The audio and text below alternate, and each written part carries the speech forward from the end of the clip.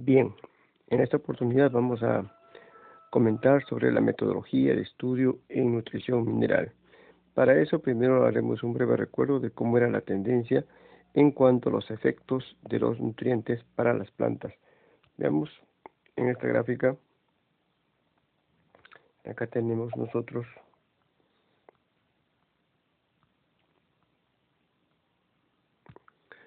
acá en este cuadro tenemos precisamente de que las plantas responden a la deficiencia de nutrientes y también a su exceso.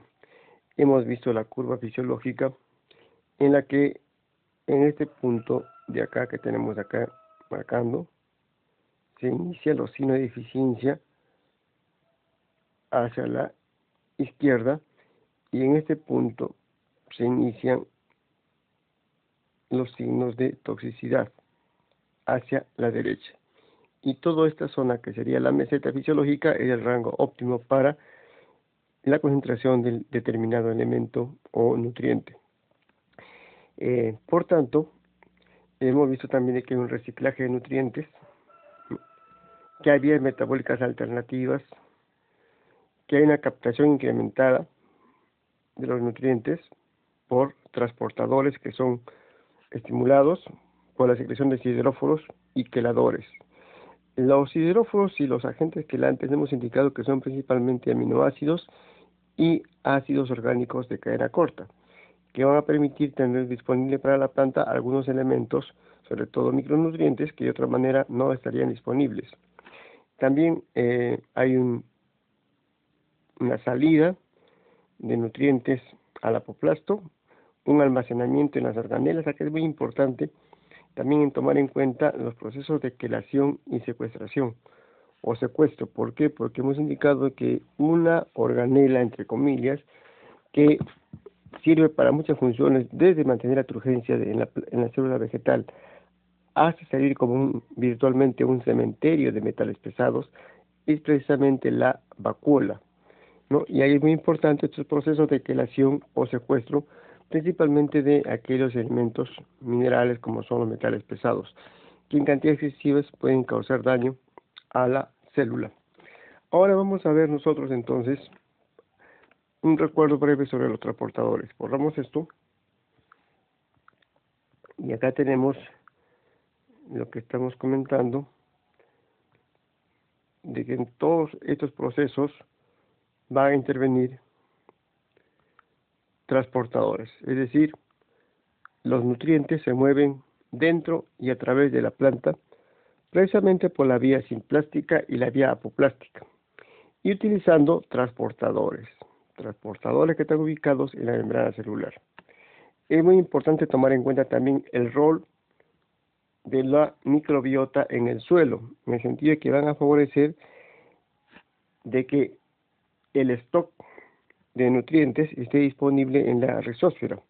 ¿Para qué? Para que pueda ser captado o también para que pueda ser expuesto a esta matriz que es la rizósfera. Y acá tenemos en círculos verdes todo lo que son los transportadores involucrados.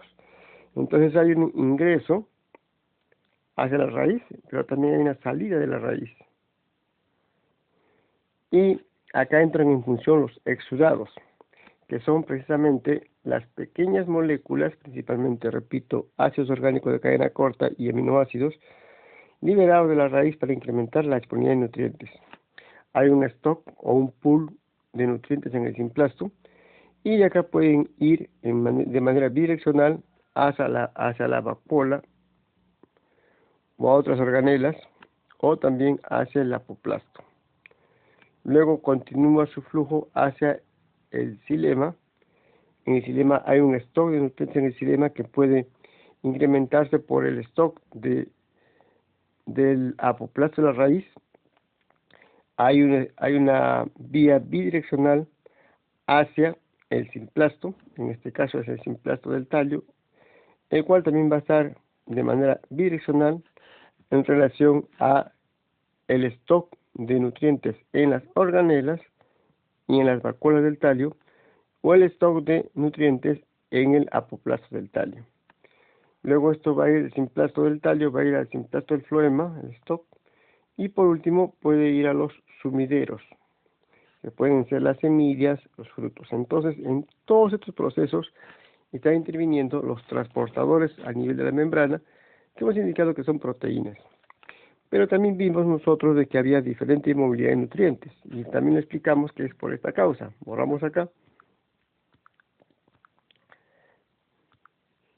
La movilidad de nutrientes estaba en relación a esta característica, que es lo que conocemos acá precisamente como el flujo masal. Acá tenemos nosotros el transporte a larga distancia para los nutrientes involucra al xilema y al floema. Cuando un nutriente es transportado únicamente por la transpiración, se acumularía en las hojas, es decir, en los sitios de mayor transpiración. Y esto corresponde a los nutrientes móviles, principalmente NPK y calcio. Entonces, pero otros elementos, principalmente los metales, el manganeso, el cobre, el zinc, el cadmio, necesitan moverse hacia el floema a través de transportadores para su distribución en los tejidos jóvenes. Por tanto, ya podemos pensar que los síntomas de deficiencia de nutrientes móviles se van a observar en hojas viejas y de nutrientes jóvenes, de nutrientes no móviles en hojas jóvenes. Acá es importante tomar en cuenta que los micronutrientes se unen a agentes quelantes, que ya indicamos que son pequeñas moléculas de ácidos orgánicos, aminoácidos o incluso proteínas que sirven para transportar a los metales de tal manera que causen poco o ningún daño en todo ese proceso. Ya vamos a ver luego qué tipo de daño pueden causar los metales dentro de la célula. Eso lo vamos a ver dentro de un momento. Borramos. Ahora vamos a ver precisamente algunos de los procesos que son cruciales para mantener esta homeostasis, este equilibrio dinámico a nivel de los elementos metálicos. Y tenemos acá esta gráfica.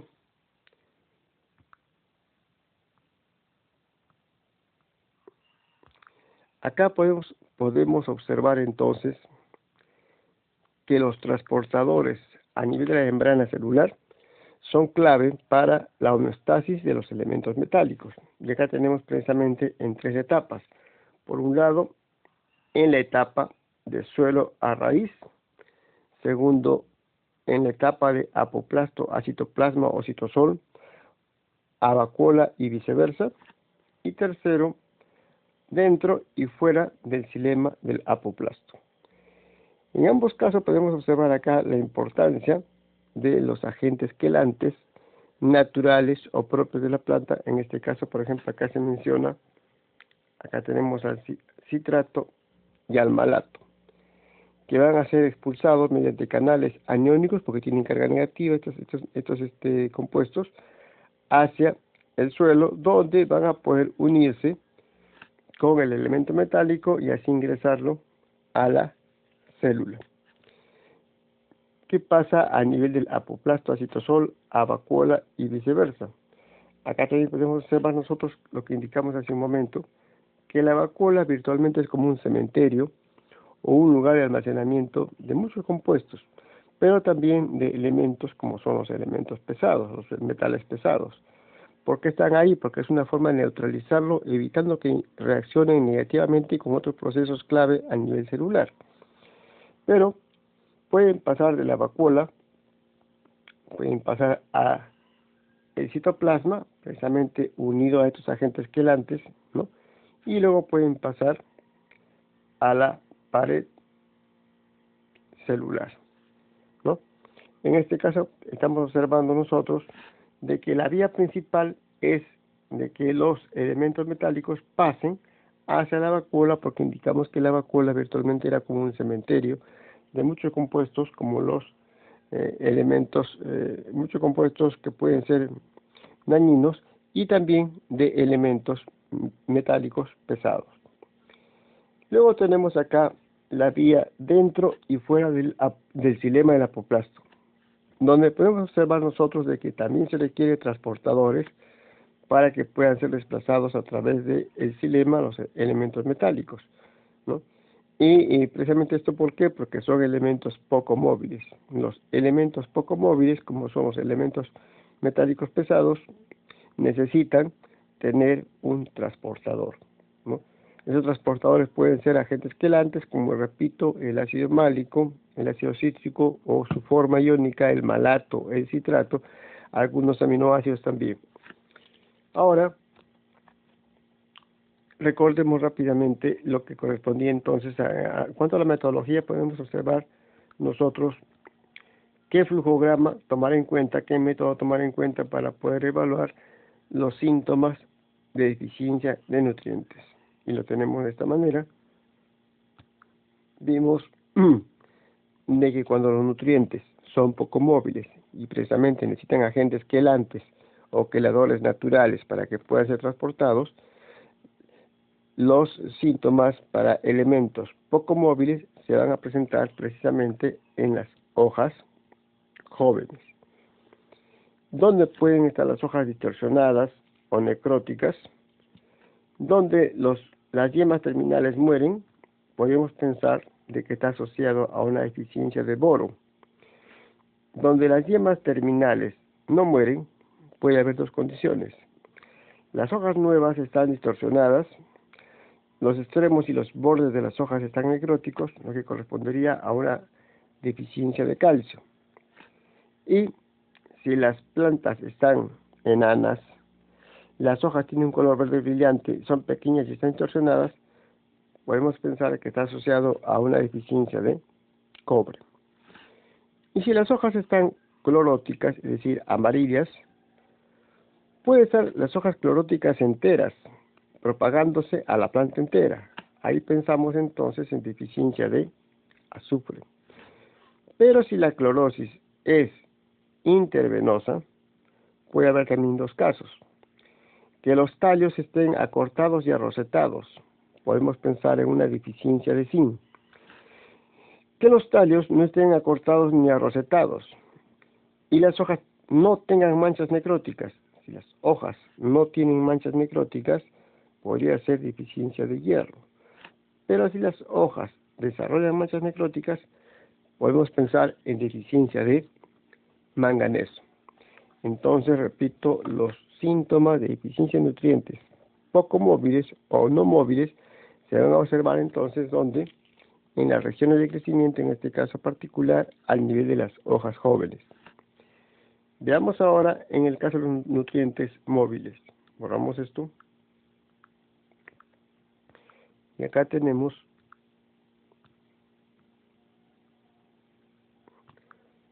en cambio, cuando los nutrientes son móviles y se desplazan por flujo masal, no requieren transportadores, no requieren agentes quelantes, porque tampoco son elementos que necesiten, no todos son metales.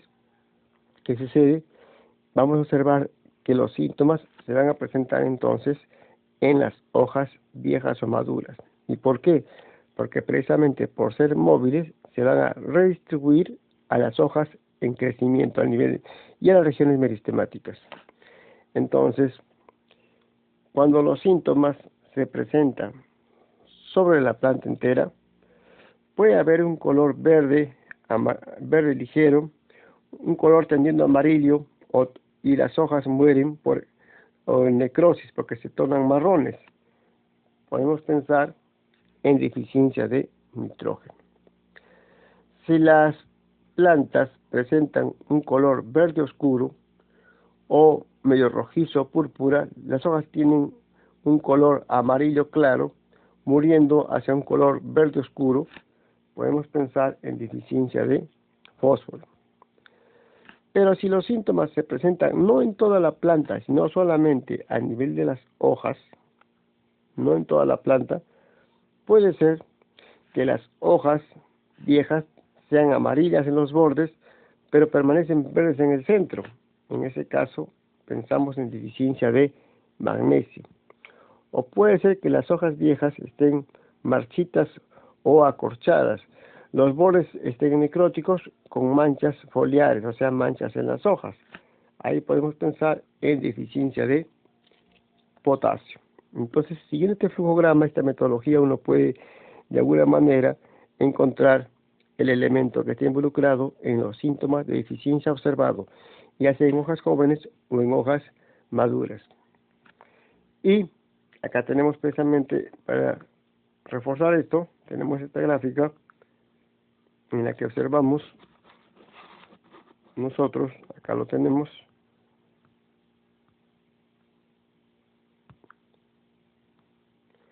lo que hemos indicado. En cuanto a movilidad de nutrientes, en nutrientes móviles,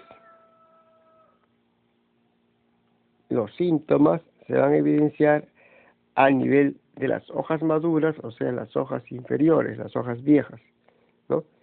¿Y qué elementos se tiene acá? Se tiene, en este grupo se tiene precisamente al nitrógeno, al fósforo, al potasio, al magnesio, al níquel, al molibdeno, al cloro. Y en cuanto a nutrientes inmóviles, por el contrario, los síntomas se van a evidenciar en las hojas jóvenes y en las regiones en crecimiento y corresponden a los elementos calcio, azufre, boro, cobre, hierro, manganeso y zinc. Cuando hay un crecimiento reducido, se asume que está causado por deficiencia de nitrógeno o fósforo.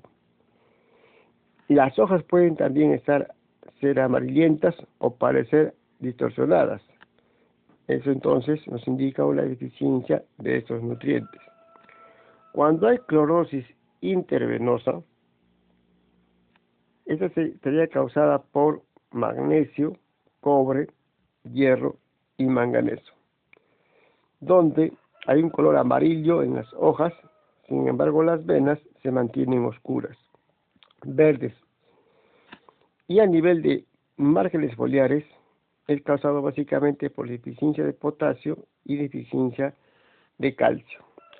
Las hojas pueden presentar amarillo púrpura o color marrón o márgenes rojizos, que nos indica precisamente esta deficiencia, repito, por potasio y calcio. Ahora, hemos hablado entonces nosotros la importancia de los agentes quelantes naturales. Veamos para el transporte de elementos poco móviles o no móviles, tanto hacia la planta como dentro de la planta. Veamos ahora entonces un poco sobre esto. Acá tenemos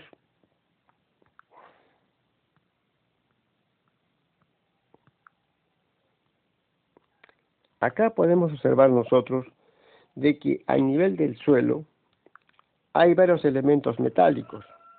Algunos son elementos pesados, por ejemplo, como es el caso del cadmio, como es el caso del plomo.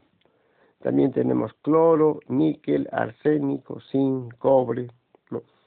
¿Y qué va a pasar? Hemos visto que muchos pueden pasar precisamente por transportadores. Estos transportadores, lo tenemos de esta manera, son agentes quelantes, pueden ser ácidos orgánicos, aminoácidos, que van a unirse con los metales precisamente para evitar que puedan causar un daño a nivel del citoplasma o a nivel de la organela clave para todo el funcionamiento celular, que es la mitocondria. Entonces, ¿a dónde van a llevar principalmente a estos elementos metálicos los agentes quelantes? Lo van a llevar a ese cementerio que indicamos hace un momento, que son precisamente las vacuolas. Entonces, en las vacuolas se va a llevar a cabo este proceso de detoxificación por metales pesados, siendo transportados y mantenidos en forma inactiva por unión con el respectivo agente quelante. El transporte a través del xilema de los elementos metálicos es precisamente asociado a transportadores como los agentes quelantes. Y ahora vamos a ver un tipo de ecosistema artificial en el cual hay una demanda y una oferta sostenida y constante de nutrientes. Veamos cuáles son esos sistemas en los cuales hay una demanda sostenida de nutrientes. ¿Cuál es? Borramos acá.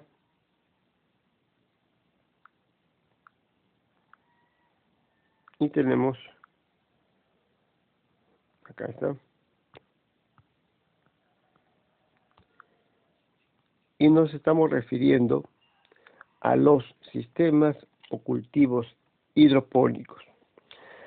Los sistemas o cultivos hidropónicos son precisamente estructuras que van a permitir tener una producción incrementada por cuanto la oferta de nutrientes va a estar garantizada y ocurre con especies que tienen también alta demanda de nutrientes. ¿Y qué especies tienen alta demanda de nutrientes? Las especies de ciclo corto. ¿Y quién oferta esos nutrientes? Precisamente, como es un ecosistema artificial, un ecosistema productivo, los flujos de materia y energía se encuentran incrementados. Y acá lo que importa es el rendimiento, la eficiencia, el ahorro, los costos y también, lógicamente, las ganancias, la productividad. Estos ecosistemas productivos que son artificiales corresponden precisamente a sistemas hidropónicos. ¿Qué significan? Acá vamos a ponerlo, ¿no? Hidro.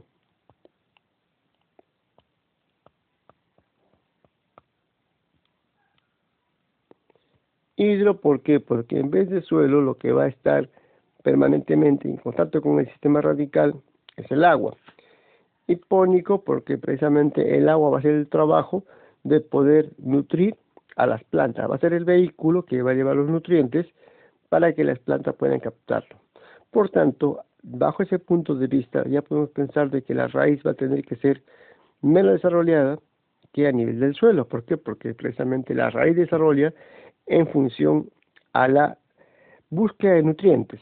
Pero si los nutrientes están disponibles en donde se encuentra el cultivo hidropónico, no es necesario que haya un gran desarrollo radical. Entonces vamos a ver cuáles son las ventajas y las desventajas rápidamente de estos cultivos o sistemas hidropónicos. En primer lugar, una ventaja, indicamos que el crecimiento está acelerado. Generalmente estos sistemas trabajan de manera automática, proporcionando una mezcla constante de nutrientes y agua para que puedan ser captados por el sistema radical. Se llama a las plantas a un sistema de raíz flotante. Las plantas aprovechan los nutrientes todo el tiempo que lo necesitan, así que no desperdician, no pierden tiempo, ni energía, ni materia para desarrollar sistema radical que busque nutrientes. Otra ventaja que vamos a observar acá nosotros respecto a los cultivos hidropónicos es la siguiente. Borramos esto.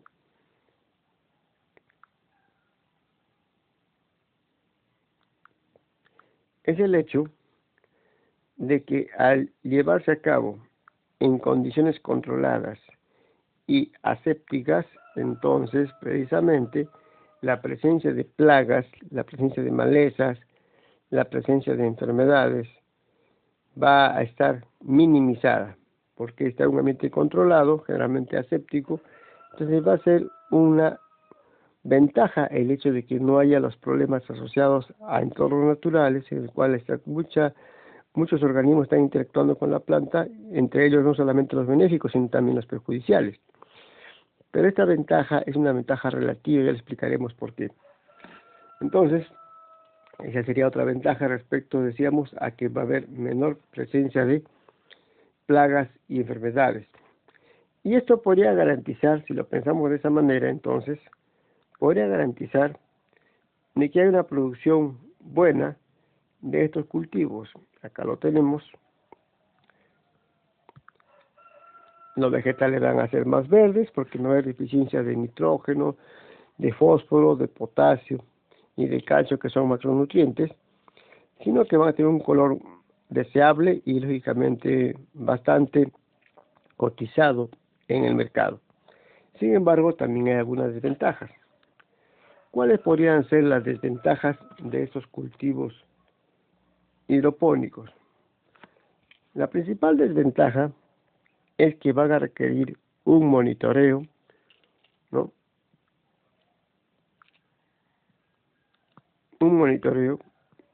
Un control diario. ¿Por qué? Porque si cambian las condiciones drásticamente, puede alterarse toda la producción y consecuentemente toda la inversión. Se requiere también nutrientes especiales. Cuando digo nutrientes especiales me refiero a preparaciones en realidad de nutrientes para que estén en medio acuoso. El hecho de que las plagas y enfermedades no estén presentes no significa de que nunca se van a presentar. Muy por el contrario, en todo ecosistema productivo, que precisamente por ser productivo es homogéneo, a diferencia de los ecosistemas naturales que son heterogéneos, es más probable que tarde que temprano se presenten problemas de sanidad a nivel de las plantas. Y como ejemplo, pues ustedes tienen que tomar en cuenta lo que pasa con las plantaciones que son de una sola especie, ¿no? Cuando las plantaciones son de varias especies, hay un riego atenuado en cuanto a plagas y enfermedades, pero si una plantación es de una sola especie, es mayor el riesgo de que se presente una plaga o una enfermedad, precisamente porque hay mucha oferta de sustratos para estas plagas, para estas enfermedades. Otras desventajas que pueden tener los sistemas hidropónicos es de que el agua, al ser el vehículo que transporta los nutrientes, también puede ser el vehículo que transporte algún organismo patógeno o factor negativo y consecuentemente afecta a toda la instalación, afecta a toda la producción. Entonces, estas son algunas de las desventajas de los cultivos de los sistemas hidropónicos. Y ustedes preguntarán, ¿pero qué nutrientes se les va a colocar a los cultivos hidropónicos? ¿Y en qué forma se les va a colocar? Lógicamente tienen que estar en una forma soluble, en medio acuoso, y acá mencionamos nosotros las soluciones que se emplean para cultivos hidropónicos. Borramos esto. Y acá vamos a ver, entonces, acá tenemos las soluciones que se emplean para cultivos hidropónicos. Acá tenemos, por ejemplo, se emplean una determinada, denominada por formalismo solución A, donde están básicamente los macronutrientes. Acá está nitrógeno, fósforo y potasio. Una solución B, donde están micronutrientes, con el magnesio, el hierro, y otra solución de micronutrientes en el cual están los elementos traza, es decir, aquí los elementos que se encuentran mucho menos todavía en concentraciones muy reducidas dentro de las células y por tanto en niveles altos son tóxicos. Y acá están los elementos pesados, como indicamos, por ejemplo, el manganeso, el boro, el zinc, el cobre y el molibdeno. Entonces, estas soluciones tienen que aplicarse en forma diluida, no concentrada, y esta va a ser precisamente la oferta de nutrientes para los cultivos hidropónicos. Ahora, vamos a ver rápidamente qué pasa en condiciones naturales, cómo se aprovechan los nutrientes y cómo se redistribuyen o se reciclan los nutrientes. Y esto lo vamos a ver precisamente en relación a otro ecosistema, por un lado natural y por otro lado un ecosistema artificial. Veamos acá entonces, borramos esto, y acá tenemos nosotros el reciclaje de nutrientes. Vamos a verlo.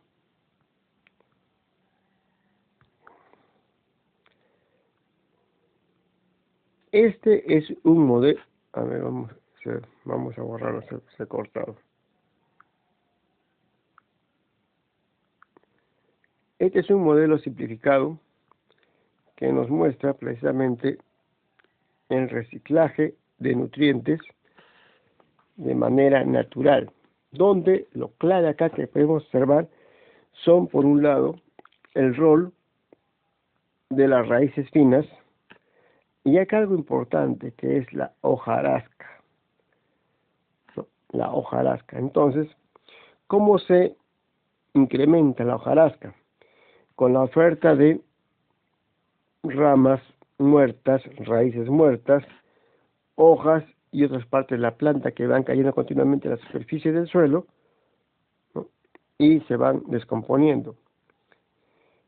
A nivel del subsuelo también podemos observar nosotros de que los nutrientes pueden perderse, lixiviarse, pueden internalizarse. ¿Por qué proceso hemos indicado? Por lixiviación. Cuando el pH es más ácido, es decir, es menos de 7, o se acerca a 1, los nutrientes están en forma demasiado soluble que al final de cuentas se van a perder hacia el interior del subsuelo y consecuentemente no van a estar disponibles para las plantas.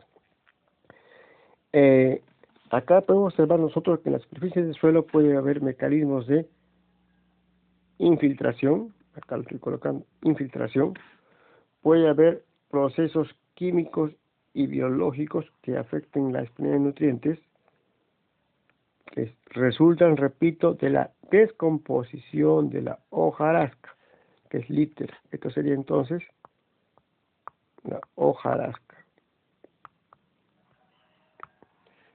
También puede haber procesos de transporte por animales del suelo, por lo que es la fauna asociada al suelo. Principalmente ahí tenemos el rol de los helmintos y algunos insectos, también los nemátodos. A nivel del subsuelo puede haber denitrificación, lo que va a liberar los nutrientes para que puedan estar eventualmente disponibles para la planta. Y el rol importante de las raíces finas, en el sentido que su captación de los nutrientes es de hasta un 80%. Y la diferencia, que es el 20%, se va a perder yendo al subsuelo. Pero la importancia de las raíces finas en cuanto a producción de nutrientes es de hasta un 80% respecto al total de nutrientes disponibles en el suelo. Acá también tenemos la translocación de nutrientes. Hay órganos de almacenamiento a nivel del tallo y de la raíz, y hay órganos que no son de almacenamiento, como son las hojas y las inflorescencias. Entonces, en este cuadro podemos observar nosotros que hay toda una secuencia de aprovechamiento de nutrientes, donde precisamente el insumo básico para recircular, para redistribuir los nutrientes, es la hojarasca. Esto ocurre entonces en ecosistemas naturales. En este caso, esto es un modelo simplificado del reciclaje de nutrientes en un ecosistema forestal, donde las líneas punteadas indican los procesos biológicos que se realizan con la participación de otros organismos. En este caso, por ejemplo, las bacterias nitrificantes, las bacterias denitrificantes, las micorrizas, están participando precisamente en este tipo de procesos que van a ofertar más nutrientes hacia la planta. Pero hay también ecosistemas artificiales. ¿Y cuál sería ese ecosistema artificial en cuanto a su relación con el reciclaje de nutrientes? Veamos cuál es. Borramos esto. Y acá tenemos nosotros, vamos a verlo. Acá está.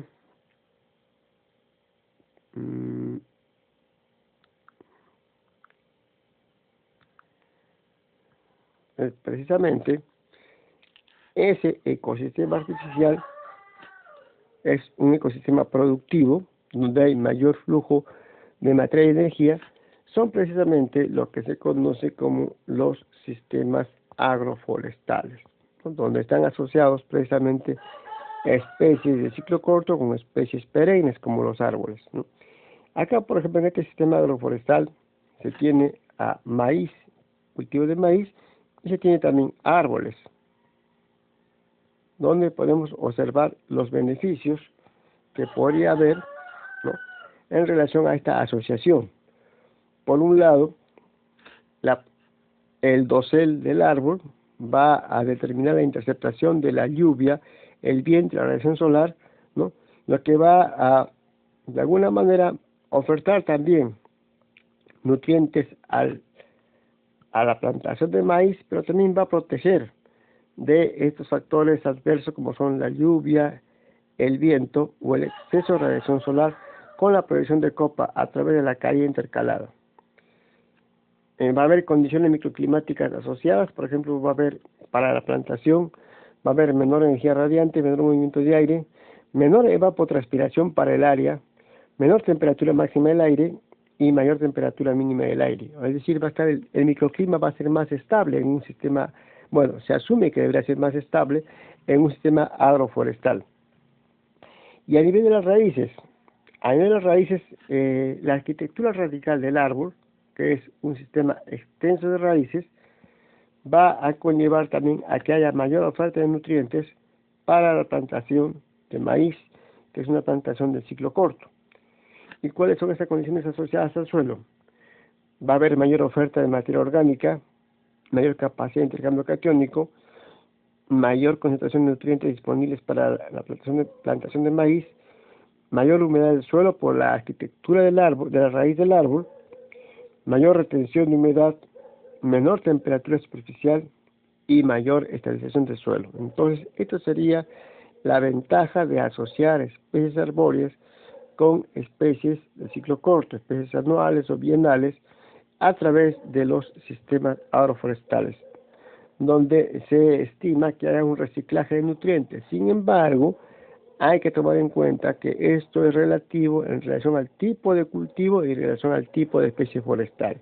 No es algo que se diga que así siempre va a ser, tampoco hay que ser ilusos. Hay que tomar en cuenta qué especies forestales, arbóreas, habrá que asociar y con qué cultivo habrá que asociar. Habrá asociaciones que van a ser más benéficas y habrá asociaciones que sean de repente menos beneficiosas, menos rentables. Eso ya ustedes lo verán en el curso de agroforestería o sistemas agroforestales. Borramos esto y ahora vemos de que precisamente puede haber interacción entre los nutrientes que pueden favorecer su absorción o pueden perjudicar su absorción. Al respecto, se estableció una relación entre los nutrientes denominada la carta o el diagrama de Mulder. Esta carta o diagrama de Mulder lo que nos permite es relacionar aquellos elementos que son antagonistas, es decir, que disminuyen la disponibilidad para la planta de un nutriente debido al aumento en la concentración de otro nutriente. Y acá lo tenemos en color rojo todo lo que son antagonistas. Por ejemplo, el calcio es antagonista para el manganeso. El calcio es antagonista para el fósforo. Vemos una línea roja entre ellos. Pero ¿qué es la sinergia? La sinergia aumenta la disponibilidad de un nutriente para la planta debido al aumento en la concentración de otro nutriente. Por ejemplo, si se incrementa potasio, se puede incrementar la disponibilidad de manganeso. Vemos una línea verde, por tanto, se favorece el manganeso con el potasio y el potasio con el manganeso. Pero principalmente se favorece el manganeso con el potasio. Y acá vemos que hay mayor cantidad de líneas rojas, es decir, hay mayor interacción negativa o antagonista entre los nutrientes que interacción positiva, interacción sinérgica. Veamos puntualmente para un elemento. Borramos esto. Y acá tenemos puntualmente para un elemento, por ejemplo, a ver qué elemento. Acá lo tenemos, borramos esto. Acá está. Acá tenemos, por ejemplo, puntualmente para el potasio. El potasio, por ejemplo, es sinérgico, se favorece con el manganeso y viceversa, y también con el hierro. Sin embargo, el potasio es antagonista, es decir, hay efectos contrarios en cuanto a su absorción respecto al calcio, respecto al fósforo, respecto al nitrógeno, respecto al boro y respecto al magnesio. Esto es muy importante cuando se toma en cuenta lo que corresponde a fertilización, porque muchas veces se piensa en forma matemática y se dice mientras más nutrientes le coloco en el fertilizante, mejor va a ser la producción o mayor va a ser la producción. No necesariamente. Hay que tomar en cuenta que, repito, que va a haber efectos favorables entre nutrientes o efectos contrarios o desfavorables entre los nutrientes. Sin embargo, este diagrama de Mulder pues no es perfecto. Entonces acá en este cuadro vamos a ver nosotros un poco más detalladas esas interacciones negativas entre los nutrientes. Veamos ahora entonces, acá tenemos en este cuadro, tenemos nosotros qué pasa cuando determinados nutrientes se encuentran en exceso. Por ejemplo, si hay exceso de nitrógeno, la interacción negativa o deficiencia se va a observar a nivel del cobre, molibdeno, boro, potasio y azufre. Y así para cada elemento. Por ejemplo, vamos a ver en cuanto a hierro. En cuanto a hierro, si el hierro se encuentra incrementado porque el pH del suelo es muy ácido, puede haber deficiencia o interacción negativa con el manganeso, con el molibdeno, el boro, el fósforo y el azufre. Es importante tomar en cuenta respecto al sodio, que el sodio no es un nutriente, como sí lo es el potasio, hemos dicho, ¿cierto? Pero su presencia causa antagonismos con el potasio, con el magnesio y con el calcio.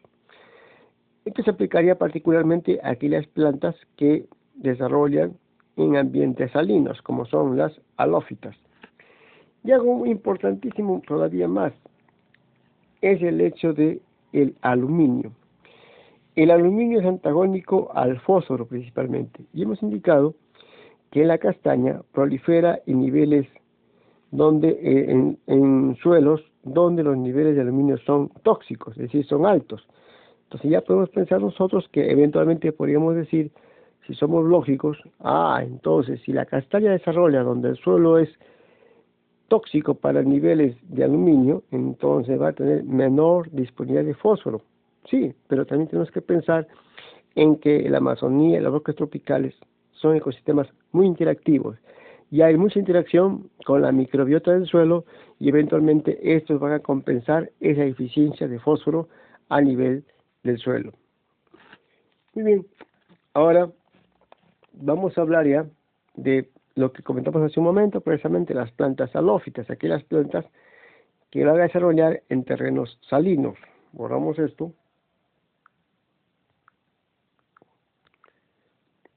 Y tenemos respecto a las plantas halófitas, acá tenemos nosotros, estas plantas tienen adaptaciones. Por un lado, las plantas halófitas o tolerantes a ambientes salinos han desarrollado mecanismos en la raíz, en la hoja y a nivel celular para poder compensar este exceso de sal en el agua de mar, por ejemplo, para las plantas marinas. Las células tienen una capa externa o epidermis y cada raíz está de alguna manera constituyendo una barrera para la sal. Además, la capa interna o endodermis tiene una capa cerosa entre cada célula que fuerza al agua a pasar a través de las células, lo cual filtra aún más la sal. Entonces hay una filtración permanente del agua marina, en este caso que tiene niveles elevados de cloruro de sodio, para que pueda ser incorporada a la planta. Algo importante, estas plantas tienen estructuras denominadas glándulas de sal, donde van a secretar hacia el exterior, a nivel de las hojas, precisamente el cloruro de sodio. Y el factor influyente sobre todo esto va a ser la presión de turgencia, que va a expulsar por un lado agua, pero por otro lado también cloruro de sodio, o sea, iones sodio y iones cloruro, hacia el exterior a través de estas vesículas o glándulas de sal. ¿Para qué podrían servir entonces estas plantas halófitas que viven en ambientes salinos? Borramos esto. Y acá tenemos nosotros estas plantas halófitas tienen también sus ventajas. Por ejemplo, estas plantas halófitas son una fuente potencial de genes resistentes a la salinidad para incrementar la tolerancia a la sal, o sea, ambientes salinos de cultivos convencionales. También estas plantas constituyen una herramienta de fitorremediación y eventualmente restauración de sitios contaminados con metales pesados. También constituyen una herramienta de fitodesalinización a través de la revegetación y la remediación de terrenos salinizados.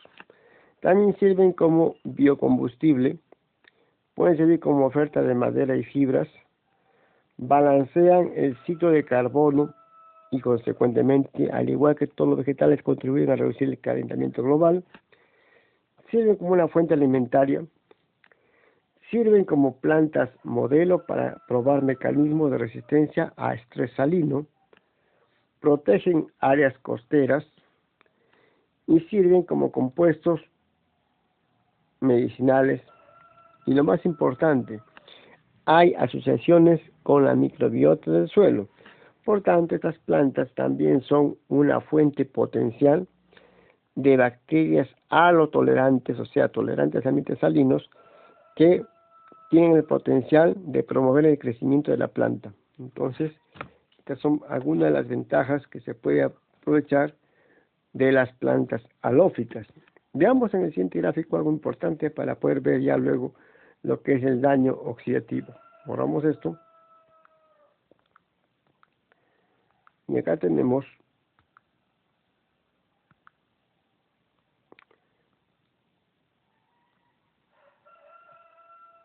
ahí está. Acá está. Acá tenemos nosotros una planta convencional que sería, en este caso, la glicófita. Es decir, es una planta que no tolera la salinidad, por tanto se va a estresar en ambientes salinos. Y una planta que es la halófita, que es la que va a tolerar ambientes salinos. ¿Y por qué ponemos este gráfico? Porque acá podemos mencionar que hay un rol importante que cumplen a nivel del suelo la microbiota, es decir, aquellos rizobacterias que van a promover el crecimiento de la planta. Rizobacterias que promueven el crecimiento de la planta. ¿Y a qué nivel van a influenciar? Acá está importante. A nivel de su actividad antioxidante, a nivel de las hormonas citoquininas, a nivel de control de patógenos, a nivel de la liberación de ácido indolacético, que es una auxina, a nivel de osmolito para regular la presión osmótica, a nivel de compuestos orgánicos volátiles, y de esta manera, ya lo importante, producción de sideróforos para poder captar y transportar, por ejemplo, hierro, zinc, etcétera. Entonces, todas estas bacterias, en este caso particular, rizobacterias promotoras del crecimiento de la planta, van a estar asociadas a las halófitas y de esta manera van a atenuar ese estrés salino. Sin embargo, estas rizobacterias no forman una asociación simbiótica con las glicófitas. Por tanto, una planta glicófita, es decir, que no tolera ambientes salinos, colocada en ambientes salinos, lo que le queda es estresarse y eventualmente no desarrollar. De ahí la importancia de ver al suelo no como un elemento inerte, sino como un ecosistema. El suelo en realidad es un ecosistema donde hay nemátodos, donde hay bacterias, donde hay actinomicetos. En realidad hay muchos microorganismos que van a interactuar con el sistema radical para ofertarles nutrientes o también para contribuir a evitar el daño por exposición a ambientes extremos, como son, por ejemplo, los ambientes salinos. Ahora, vamos a ver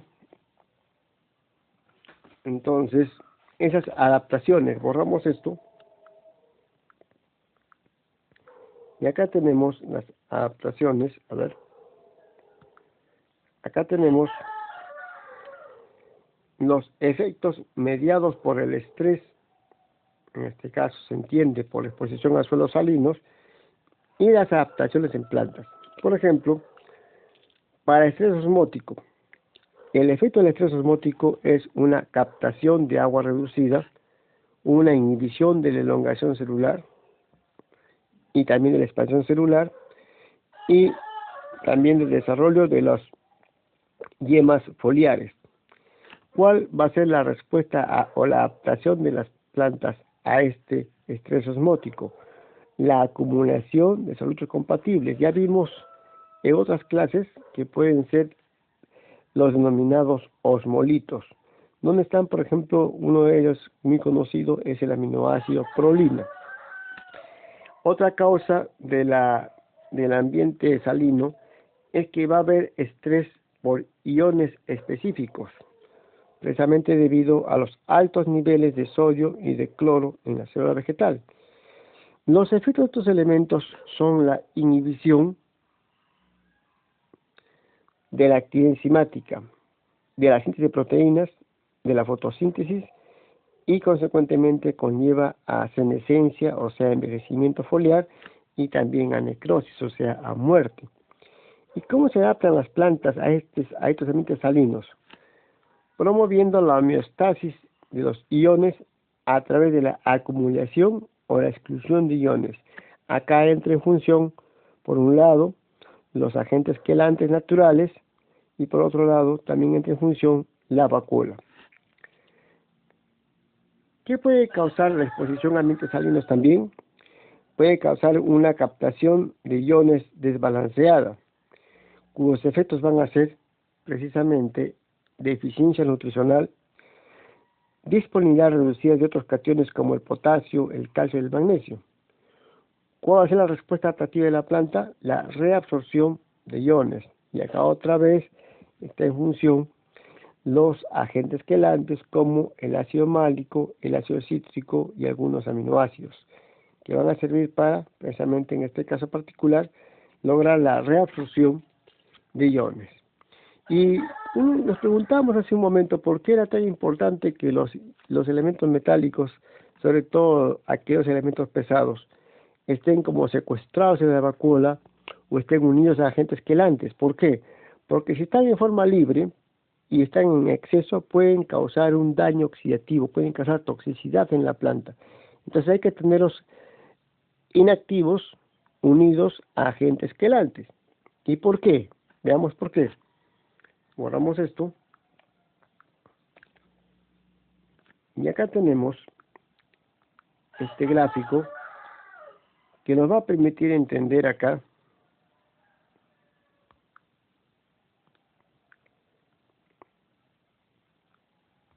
que hay una producción de especies reactivas de oxígeno. Las especies reactivas de oxígeno se llama, su sigla es EROS en castellano, pero en inglés es de esta manera. Entonces, ¿qué pasa? Acá dice en este gráfico, producción de especies reactivas de oxígeno durante la reducción del oxígeno molecular. Y todo este proceso que estamos viendo acá, ustedes dirán, ¿dónde ocurre? Todo este proceso ocurre precisamente en la organela, donde se está utilizando el oxígeno, que es a nivel de la mitocondria.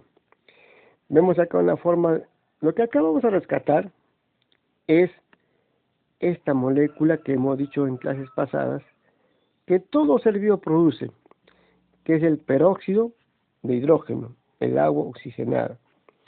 Sin embargo, acá entra una reacción muy curiosa, que lo vamos a ver a continuación, llamada la reacción de Fenton, donde se va a incorporar electrones y se va a liberar protones, y se va a formar el radical hidroxilo. El radical hidroxilo, formado a través de la reacción de Fenton, va a causar un daño oxidativo. Va a atacar al DNA, a las membranas, y va a conllevar a muerte celular. Pero el radical hidroxilo, ¿en qué se parece a la oxigenada?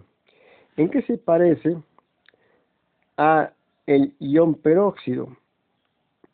¿En qué se parece al radical superóxido? Se parecen en el sentido que son especies reactivas de oxígeno, con la diferencia que el radical superóxido, el ion peróxido, el radical hidroxilo tienen carga y son más dañinos y se llaman radicales libres. En cambio, el peróxido de hidrógeno no tiene carga, es una molécula, no es un ion, y también en cantidades excesivas puede causar daño oxidativo, pero en cantidades mínimas, el agua oxigenada, el peróxido de hidrógeno que producimos todos los seres vivos, incluyendo las plantas, sirven como segundos mensajeros. Entonces, repito, a través de la reacción de Fenton, que ocurre al nivel de la mitocondria, se puede actuar sobre el peróxido de hidrógeno que forman las células y producirse la especie reactiva de oxígeno más dañina. ¿Cuál es la especie reactiva de oxígeno más dañina? Es el OH, el radical hidroxilo. Entonces, acá lo tenemos un poco más detallado, borramos esto. Acá tenemos un poco más, vamos a ver.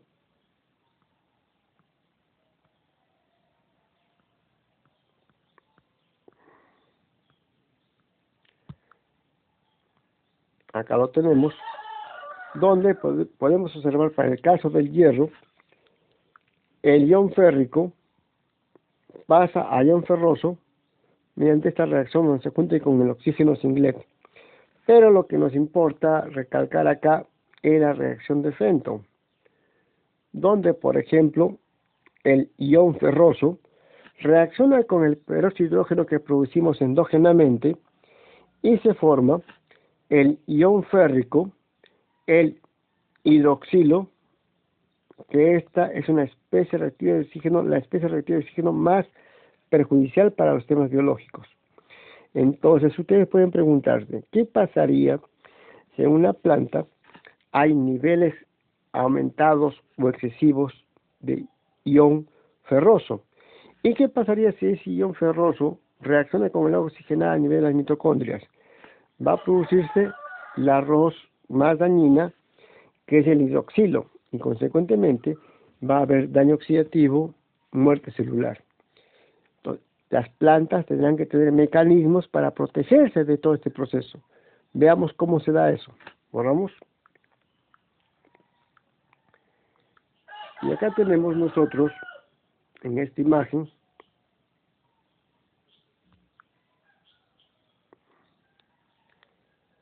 una lista de algunos estudios en diferentes suelos contaminados por metales pesados para mejorar la capacidad de fitoextracción y fitoestabilización por microorganismos.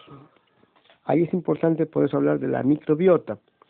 Y vemos acá que la mayoría, si ustedes se dan cuenta, son plantas de ciclo corto. Tenemos a la alfalfa, tenemos al nabo, tenemos a la soya, tenemos al romero, tenemos al arroz, tenemos al trigo, pero tenemos al resino, pero algo importante, acá lo mencionan una especie arbórea forestal, que es un híbrido de álamo, el clon 1I214, que es un híbrido de Populus deltoides por Populus nigra.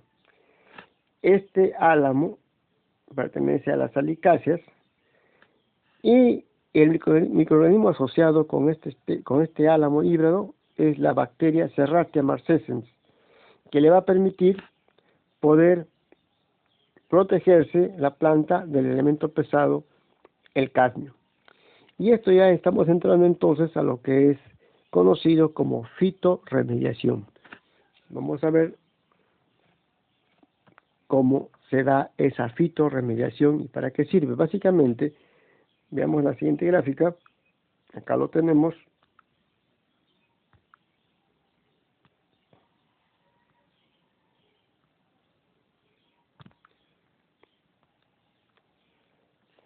Las plantas expuestas a metales pesados tienen mecanismos para poder neutralizar, inactivar o secuestrar a los metales pesados si ingresan en exceso a la planta. Y este proceso se denomina fitorremediación y se emplea algunas plantas precisamente para descontaminar suelos que tienen elementos tóxicos, elementos metálicos pesados. ¿Cuáles son esos procesos de fitorremediación? Acá tenemos por un lado la fitoextracción, donde los metales pesados son transformados en forma menos tóxica. Por ejemplo, acá tenemos el arsénico 5 pasa a arsénico 3 o arsénico 3 unido con tiol. No nos olvidemos la importancia de tiol, es como un alcohol, pero en vez del OH es SH, tiene el grupo sulfidrilo. También otro proceso es la fitovolatilización, donde los contaminantes metálicos son convertidos a formas volátiles. En este caso, por ejemplo, ¿qué elemento? Para el caso del selenio. Tenemos a la fitoextracción, que es la translocación y la acumulación de metales en la parte aérea de la planta, principalmente a nivel de las vacuolas, hemos indicado. Tenemos también la fitoestabilización, donde los contaminantes metálicos son inmovilizados, por tanto no pueden ser absorbidos por la planta, son inmovilizados a nivel de la rizósfera, formándose complejos o algo importante, uniéndose con agentes quelantes y precipitando. Entonces, de esta manera las plantas se pueden proteger de elementos metálicos que podrían, a través de la reacción de Fenton, llevar a daño oxidativo. Y acá lo tenemos en la siguiente gráfica. Veamos acá entonces un poco más de este detalle. Borramos esto. Acá tenemos en esta gráfica entonces que dos procesos importantes son precisamente la fitoextracción y la fitoestabilización. La fitoestabilización es a nivel del suelo, a nivel de la raíz. La fitoextracción es a nivel del tallo, a nivel de las partes aéreas. Donde cumple un rol importante la simbiosis, por ejemplo, con micorrizas arbusculares, que van a promover la absorción de nitrógeno, fósforo, potasio, que van a incrementar la tolerancia de la planta al metal pesado, que van a reducir la toxicidad del metal pesado. La fitoestabilización a nivel de la raíz va a conllevar a que el metal sea aislado o retenido a nivel de las paredes celulares y las vacuolas, se emplea en proteínas de transporte, las quelatinas, se emplea en fitoquelatinas, glutatión y otros elementos. Por otro lado, hay que tomar en cuenta el rol de las bacterias promotoras del crecimiento de la planta. Acá voy a poner PGPR, rizobacterias promotoras del crecimiento de la planta, que van a producir, por ejemplo, ácido indolacético, que es una auxina, ¿no? Sideróforos, que van a poder secuestrar elementos metálicos. Y también va a haber una secreción extracelular de lo que tenemos acá, L, BW, M o A. ¿Qué es? Acá lo tenemos explicado. Son ácidos orgánicos de bajo peso molecular. Acuérdense del ácido cítrico, acuérdense del ácido málico. Y estos van a cambiar la movilidad del metal y consecuentemente su biodisponibilidad por reacciones de oxidación y reducción. Entonces acá está claro de que no solamente la planta por sí misma puede detoxificarse o neutralizar el efecto de los metales pesados, sino también es importante el rol de la simbiosis con micorrizas y el rol de las rizobacterias promotoras del crecimiento de la planta para contrarrestar el daño oxidativo por metales pesados. Y acá tenemos, para terminar, a modo de reflexión, lo siguiente. Veamos acá, borramos esto.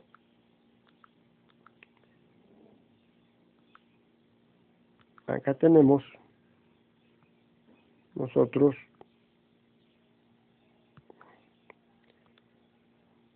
qué pasa con la castaña. En un estudio se evaluó precisamente a nivel de las almendras, la parte comestible, se evaluó el contenido de estos elementos. ¿Y qué se encontró? Curiosamente, se encontró que en la castaña hay presencia de radio, de selenio y de bario. Curiosamente, se evaluó muestras de Brasil, de Bolivia, de Perú y en general de un lugar no específico, por eso le pusieron acá, Sudamérica nada más. Y se encontró, por ejemplo, que los niveles de selenio son altos en las castañas de Perú. La pregunta es, ¿y qué función cumplirá el bario en la castaña?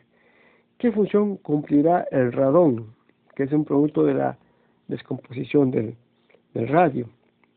Acá se evalúan diferentes formas de isótopos del radio y lo más importante es de que se encuentra que el selenio está en un valor superior al selenio encontrado en castañas de Bolivia y de Brasil. El selenio es un elemento que tiene función antioxidante.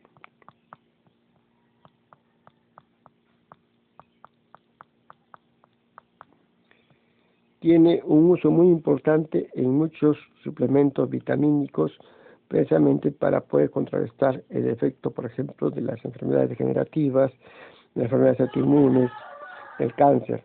Pero además, ¿qué función cumplirá en la planta? Porque las plantas no tienen tal o cual nutriente o elemento metálico pensando en el humano. ¿Cuál es la función de la planta, del selenio en la planta? Desde el punto de vista que el selenio es un antioxidante, y sabemos que para la germinación se requiere un cambio oxidativo, podemos pensar entonces que el selenio a nivel de la castaña, a nivel de la almendra, está sirviendo como un inhibidor de la germinación, hasta que se encuentren las condiciones apropiadas recién para poder germinar la correspondiente semilla de castaña. Bueno, entonces con esto estamos terminando lo correspondiente a la sesión de hoy.